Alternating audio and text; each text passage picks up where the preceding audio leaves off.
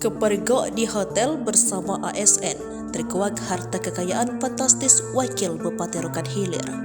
Harta kekayaan Wakil Bupati Rohil Sulaiman yang tengah disorot media lantaran kepergok memesan kamar hotel bersama wanita lain.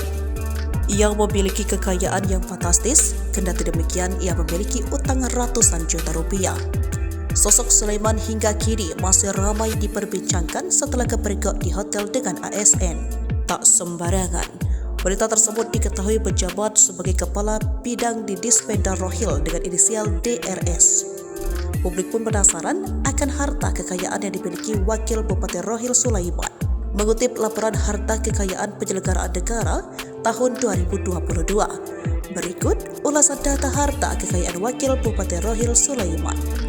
Per 1 Maret 2023, jumlah total kekayaan Wakil Bupati Rohil Sulaiman pada periodik tahun 2022 berdasarkan laporan LHKPN yakni 2,4 miliar rupiah. Namun, dirinya masih memiliki hutang senilai 286,9 juta sehingga total kekayaan bersih senilai 2,1 miliar. Dalam daftar laporan itu, Sulaiman tak memiliki kendaraan roda 4 dan hanya memiliki 2 sepeda motor.